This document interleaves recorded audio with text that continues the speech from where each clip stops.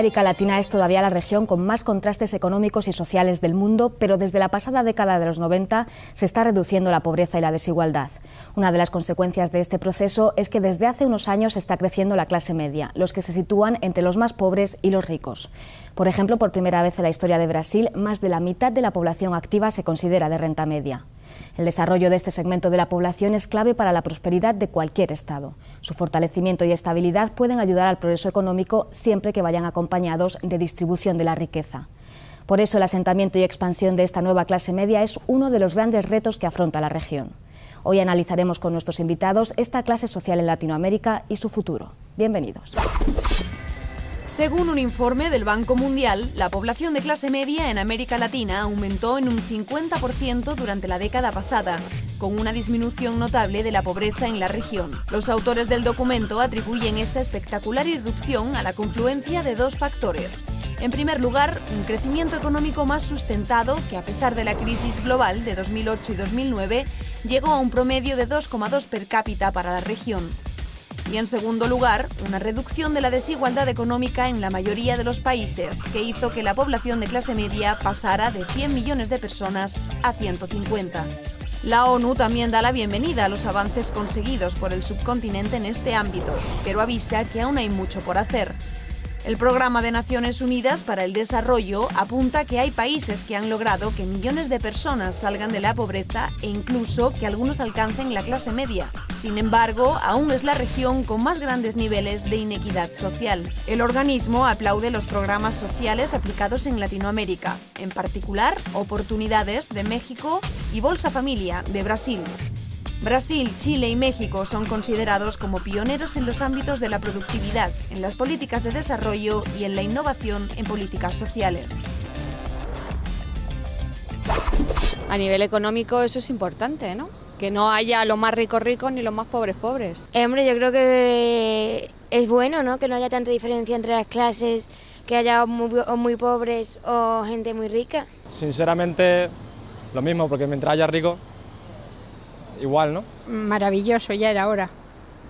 Ya era hora. Supone más igualdad y menos desequilibrio, porque el desequilibrio que hay en esos países es muy alto, debido a que unos son muy ricos y otros muy pobres, y entonces está bien. Pues sobre todo estabilidad política y social. Pues supongo que es la que da estabilidad, porque es la que consume y lo lleva todo a cabo, ¿no? No está bien que haya tantos extremos, que solamente haya una cantidad de pobreza exagerada y una cantidad de ricos desmesurado, que es lo que hay. Pues turno ya de abrir nuestra tertulia. Lo primero que hago es presentar a mis invitados de hoy. A mi derecha me acompañan Javier Lorenzo, que es profesor de Ciencias Políticas en la Universidad Carlos III. Bienvenido.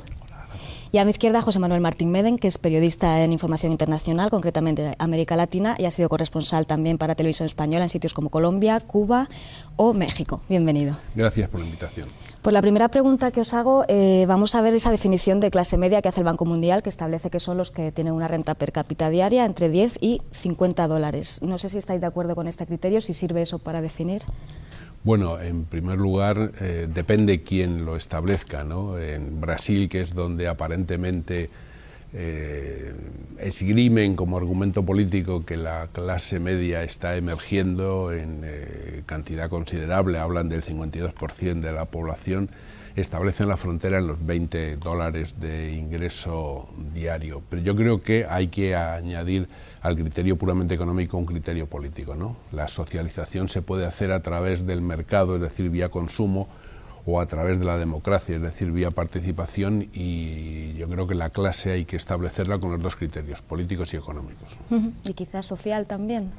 Indudablemente, yo creo que hay en esos países, o en muchos de esos países, la desigualdad social entre la clase alta y las clases más bajas es tan abismal que una fórmula de intentar reducir simbólicamente, si se quiere, esa diferencia es rebajar la condición de clase media a unos niveles de ingresos muy bajos, ¿no? Lo que comentaba también, tener la capacidad de consumo ya empieza, aparentemente indica que ya empieza a ser una poco clase media, ¿no? Pero eso habrá que complementarlo también con poder político o capacidad de influencia en las decisiones políticas, que es un poco lo que comentaba José Manuel, es decir, converger la parte económica con la capacidad política de toma de decisión o de influencia en las decisiones políticas, Y a su vez hay una tercera pata, que es la parte sociológica de la percepción subjetiva de la condición de clase media, ¿no? Es decir, si yo a sí mismo me considero clase media, o por el contrario,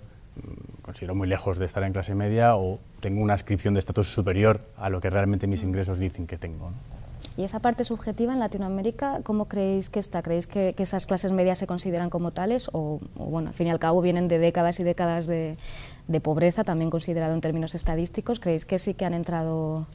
Bueno, yo creo que en América Latina hay muchas Américas Latinas. Es decir, yo creo que incurriríamos un error si metemos una misma saca toda la ciudadanía de todos los diferentes países, ¿no?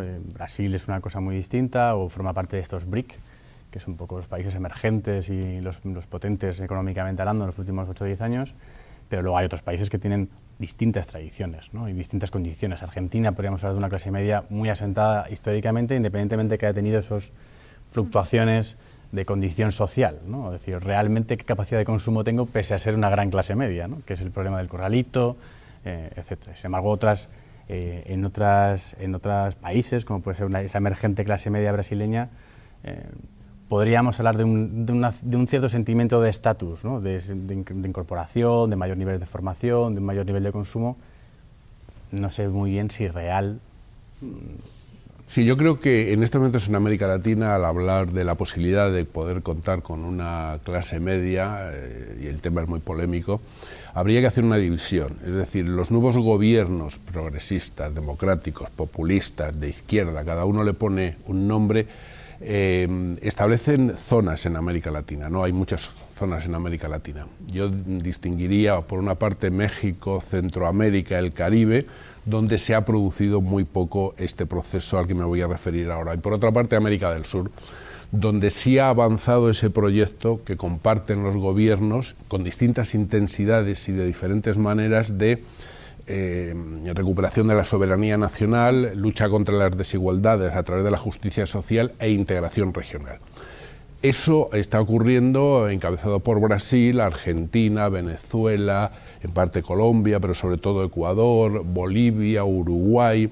Es decir, en la América del Sur sí ha habido dos procesos que coinciden, uno político y otro económico. Por una parte, se ha recuperado la dignidad personal. Es decir, por ejemplo, en Venezuela ha habido millones de personas que no figuraban, o en Brasil, que no figuraban ni siquiera como ciudadanos, y que de repente tienen un documento nacional de identidad y un derecho a votar. Y se ven, no ha aumentado mucho su consumo, aunque ha mejorado su situación, su calidad de vida, y además ven que su voto decide gobiernos. Bueno, eso es un cambio significativo. Y eso en América del Sur está ocurriendo de manera, en número de personas, en millones, muy extendido, ¿no? Es decir, aumenta la inversión social, aumenta el acceso a esa protección social, a los servicios públicos, ha mejorado el ingreso, han mejorado las condiciones laborales y ha mejorado la democratización general de la sociedad. Y eso da otra calidad de vida económica y de dignidad personal. Que eso se puede identificar con un sentimiento de clase media es más complicado, ¿no? Y siguiendo un poco por lo que estás diciendo, ¿creéis que el ascenso de esta clase media ha servido para reducir las desigualdades porque ha habido un mayor ascenso a los servicios públicos? Porque hay una parte de expertos que dicen que esta nueva clase media ascendente no se está acercando a los servicios públicos, sino que se está separando de ellos. Se reduce la pobreza, que no es lo mismo que reducir la desigualdad, porque en contra de lo que la gente cree, no es la pobreza la que provoca desigualdad, sino la desigualdad la que genera la pobreza, ¿no? Totalmente de acuerdo. Yo creo que no es que esta clase media haya reducido, sino que esta clase media es un producto de haber reducido la pobreza, ¿no? Es decir, pero las desigualdades siguen sucediendo, pero las desigualdades no solo se producen económicamente, sino también son culturales, fundamentalmente políticas, de pertenencias a etnias o a minorías étnicas o minorías culturales o religiosas, que eso es lo que produce también una mayor concentración de la desigualdad en determinados focos, ¿no? Y por tanto eso es un poco lo que hay que luchar, y yo creo que lo ha explicado muy bien José Manuel, en el sentido de que en América del Sur lo que se ha potenciado, lo que se ha peleado en los últimos 15 años más o menos, 15 años, sí. Ha sido precisamente eso, ¿no? Es decir, luchar contra esa desigualdad o eliminar la pobreza para empezar a construir Estado, ¿no? Un poco la crítica clásica que se le hacía a América Latina, o esa gran esperanza que teníamos sobre América Latina, era en qué momento iban a empezar a tomar riendas sobre sus decisiones, en qué momento iban a democratizarse realmente, es decir, dejar esa inestabilidad política o institucional. Y esto, a su modo, es decir, conforme a sus valores culturales, políticos, sociales, han ido construyendo cada país, de una manera u otra, han ido construyendo han ido articulando ese modelo institucional o político-institucional en el que se han ido reduciendo esas desigualdades y, por tanto, oye, se va construyendo, se va consolidando ese proceso, no sé si democratizador, pero sí de una cierta estabilidad política y, por tanto, te permite construir a futuro, entonces sí, una verdadera clase media con una verdadera eliminación de esas desigualdades sociales. Y si hablamos en términos económicos, ¿qué creéis que ha sido antes, el huevo o la gallina? Es decir, ¿el crecimiento ha hecho que esas clases medias asciendan o el ascenso de las clases medias ha provocado crecimiento? Bueno, crecimiento en América Latina, en el conjunto de América Latina, ha habido en muy distintos escenarios. Lo que pasa es que con las políticas neoliberales de concentración, desprivatización y desregulación, el crecimiento no disminuía la desigualdad, sino que lo que hacía era concentrar cada vez más la riqueza en un segmento muy pequeño de la sociedad.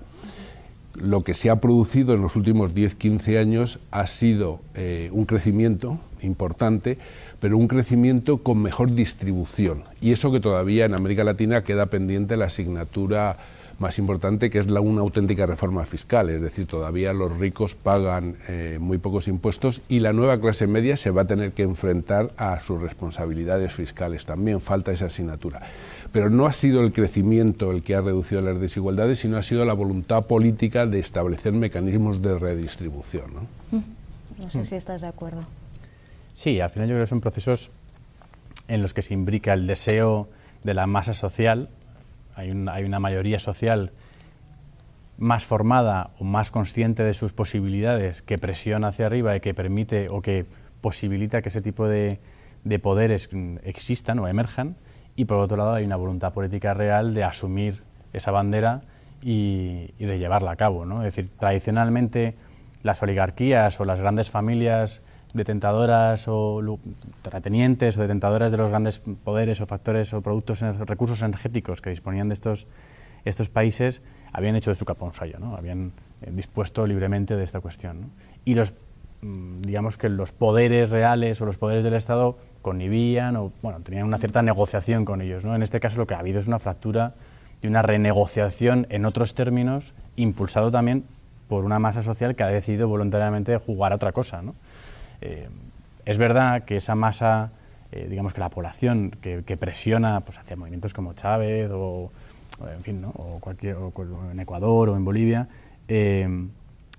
son demasiado intranquilas y eso es lo que genera una cierta inestabilidad, es decir, que necesitan cambios, revoluciones inmediatas, ¿no? Y es verdad que eso Chávez lo ha hecho razonablemente bien en darles una cierta paciencia, en dar una cierta estabilidad al proceso de, oye, esto en 3 años no te cambio el país de cara, necesito un poco más de desarrollo, ¿no?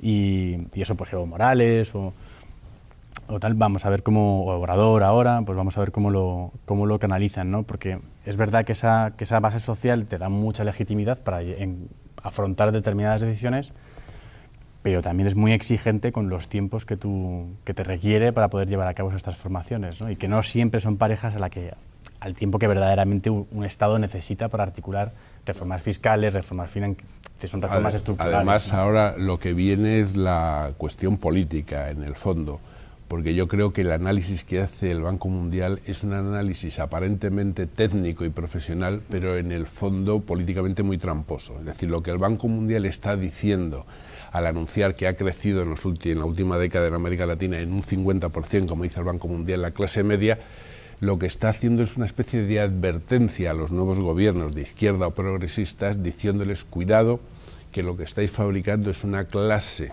más conservadora y establecida en función de sus intereses, que va a cuestionar los programas que tenéis de reforma, de cambio de estructuras. Es decir, el Banco Mundial está presentando un escenario que yo creo que no es exactamente real, en el sentido de decir hay una clase media que va a impedir los cambios que en profundidad los gobiernos están planteando, cuando realmente no habría que hablar a lo mejor de clase media en el sentido tradicional de clase homogénea políticamente conservadora y en cierto sentido retardataria de los procesos de transformación, sino que quizá hay que recuperar la denominación de una mayoría con dignidad asumida por los cambios políticos, que tiene un mayor nivel de consumo, pero que también quiere tener acceso a la justicia, a la administración, a las decisiones políticas, a la vida municipal y sobre todo necesita tener acceso a la educación para hacerse una clase con mayor conocimiento y por lo tanto tener mayor participación política. Y en ese sentido sería no una clase media acomodada económicamente, retardataria políticamente, sino podría ser una clase con dignidad de ciudadano que accede mediante la cultura al conocimiento y que por lo tanto quiere mayor participación política y abre procesos de democratización en profundidad, ¿no? Ahí es donde está... Es recuperar un poco el término weberiano, o incluso el término marxista, ¿no? Pero sobre todo el término weberiano en el sentido de, oiga, yo soy clase media o considero clase media a aquellos que por el esfuerzo de su capacidad productiva recibe una retribución que le permite consumir, etcétera, etcétera, ¿no? Pero no significa por eso que uno sea específicamente conservador, sino muy al contrario, sino mayor demandante de mayores necesidades, mayores derechos, mayores exigencias de cara a tener una mayor retribución de su capacidad productiva, a tener un mayor nivel de vida. Sí. La denominación de clase media es la etiqueta tramposa que le pone el Banco Mundial a lo que los movimientos sociales, sobre todo en los países con un componente indígena importante, denominan buen vivir, que no es lo mismo, claro. Es decir, la clase media tradicionalmente se interpreta como un elemento de coagular a una mayoría y establecer un equilibrio, darle estabilidad. Y sin embargo el buen vivir lo que hace es, digamos, recuperar otras formas de entender la calidad de vida y encaminarlas fundamentalmente al empoderamiento personal, a la dignidad colectiva y a la participación política, ¿no? Hay que leer, por tanto, con atención ese informe para no perderse las trampas, ¿no? Claro. Has mencionado antes el tema de la educación, que es otro tema que quería sacar, y es si creéis que un mayor acceso a la educación en estos últimos años ha influido en este ascenso de la clase media. El acceso a la educación es fundamental, pero sin embargo todavía en América Latina la educación es una de las trincheras de desigualdad, porque hay todavía poca oferta de educación solidaria pública, hay una gran presencia en los aparatos educativos de las órdenes religiosas y sobre todo de los poderes económicos, y sobre todo hay una gran diferencia en la calidad de la educación entre las instituciones privadas y las públicas. Entonces ahí hay todavía mucho por hacer, ¿no? Ahí hay dos cuestiones fundamentales, ¿no? Yo creo que en estos años lo que sí que se ha avanzado mucho es en un reconocimiento real sobre cómo está la población, es decir, cuáles son los niveles reales de formación y niveles educativos en el 100% de la población, es lo que hemos comentado antes, que no se tenía un censo real y por tanto no puedes empezar a funcionar si no tienes un conocimiento real de cómo está tu población en todos los aspectos. Y ese es un primer paso, y un segundo paso es que hay un modelo de decidir. Yo creo que América Latina también, por su situación geográfica y por sus influencias históricas y culturales, evidentemente, tiene dos influjos. Uno, digamos, el católico, que ha tenido muchísima presencia en las órdenes, en el aspecto educativo, y por otro lado el norteamericano, que es el ámbito, la incorporación a la influencia de las empresas, de las universidades privadas, de los colegios de alto standing privados de muchísimo dinero o muy caros, ¿no? muy poco accesibles al resto de la ciudadanía, y por tanto eso genera dos o tres velocidades, ¿no? Está la educación religiosa alto standing también, pero la educación religiosa de beneficencia, y un tercer canal que es un poco la parte de la formación pública o la educación pública muy emergente, ¿no? muy débil todavía, porque como en el resto de las cuestiones también productivas o en otros sectores económicos, los terratenientes o digamos las pocas familias también han hecho mucha presión para evitar una extensión o una universalización de la educación a la población, ¿no? Y por tanto ahí hay un problema que los dirigentes actuales tienen que todavía tomar cartas en el asunto y asumir una dirección, da igual que sea universidad pública o financiación de la educación privada a través de lo público, o como consideren. En ese sentido hay algo muy importante que está ocurriendo en América Latina y que a veces no se ve ni se comprende bien, que es el proceso de democratización de los medios de comunicación, sobre todo en América del Sur. Es decir, los medios de comunicación son el gran espejo donde la sociedad se ve y donde la sociedad se refleja, y en función, es decir, es una retroalimentación, un proceso de ida y vuelta. En Brasil, por ejemplo, donde se supone que es el gran espejo del crecimiento de la clase media, y es muy discutible, ha habido una telenovela de O Globo, Avenida Brasil, que ha sido el mayor éxito de la historia de la televisión en Brasil, donde por primera vez no eran las historias de los enamorados de clase alta, sino la vida cotidiana de la gente que empieza a tener un mayor poder de consumo, a ir por primera vez de vacaciones, a entrar en los supermercados, a comprarse un teléfono móvil, a tener una mejor televisión o mejores condiciones de vivienda. Y ha sido un gran éxito, lo cual quiere decir que hay una gran masa de población que se ha visto reflejada ahí. Otra cosa es lo que hablábamos antes, si eso es clase media, si es dignidad de ciudadanos, si es económico, es político, si es solo consumo o participación, ¿no? Entonces, los medios de comunicación que hasta ahora han estado en manos de muy pocas empresas y con una gran concentración, reflejaban por una parte el mundo internacional y el mundo de ensueños del consumo, pero no la realidad auténtica de los países. Y esos medios que ahora se están recuperando a través del servicio público, de las iniciativas sociales, empiezan a ser también un reflejo de la sociedad, y eso ayuda a reconocerse, y junto con la educación es otra vía de acceso al conocimiento, de participación democrática y de cambio, ¿no? Si os parece, voy a interrumpir un segundo la tertulia, vamos a volver a la calle porque hemos querido preguntar también fuera si creen que estos cambios demográficos en América Latina nos pueden afectar de alguna manera a nosotros.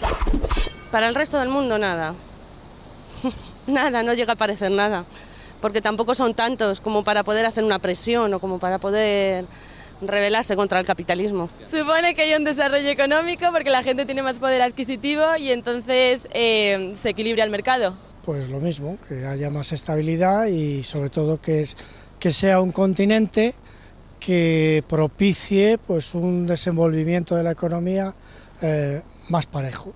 Pues a mí me alegra que se equilibre el mundo. Y por otro lado, supongo que para los gobiernos y tal, pues es eso, el consumismo, poder venderles cosas y ir allí a expandir, ¿no? Pues a mí me parece bien, no porque consuman bienes y servicios, sino porque tienen el derecho de tener la posibilidad de consumirlos, como los demás. Pues mejor, es que ahora hay muchas desigualdades sociales. Yo pienso que la clase media es determinante, es importante.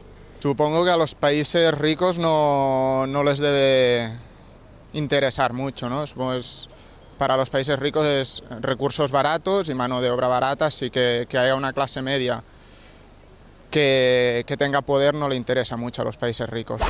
Bueno, pues regresamos a nuestra mesa de debate y antes de terminar sí quería haceros una pregunta, y es si creéis que estas clases medias, si podemos llamarlos así para generalizar, tienen algo que ver o tienen similitudes, o si no las tienen, qué diferencias tienen con otras clases medias ascendentes como pueden ser, por ejemplo, la China, de otros países emergentes.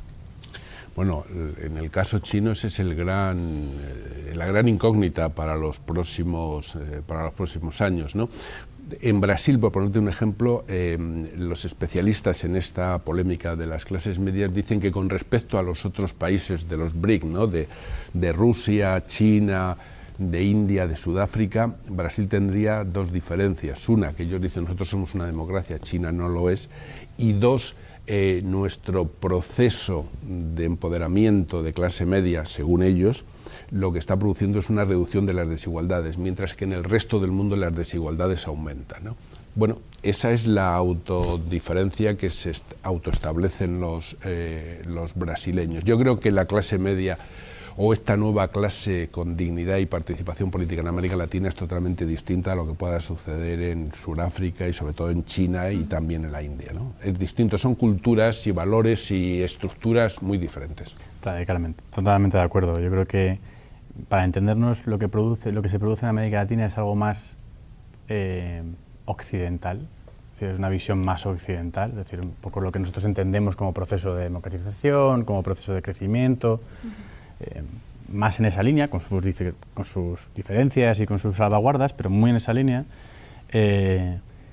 China, India y Rusia tienen patrones culturales totalmente diferentes y por tanto incluso su nivel o su crecimiento es absolutamente distinto, ¿no? China, el crecimiento que tiene China es absolutamente asimétrico, concentrado en centros urbanos, en la parte de la costa, el resto de desarrollo no es real, es decir, el resto de China no se está enterando de nada, es decir, que sigue exactamente igual que hace 1000 años, no funciona, solo que ve de vez en cuando algún avión con la Coca-Cola, pero nada más, es decir, no se nota esa evolución, no ha permeado ese desarrollo siquiera en un porcentaje menor, pero hacia todo el territorio del Estado, ¿no?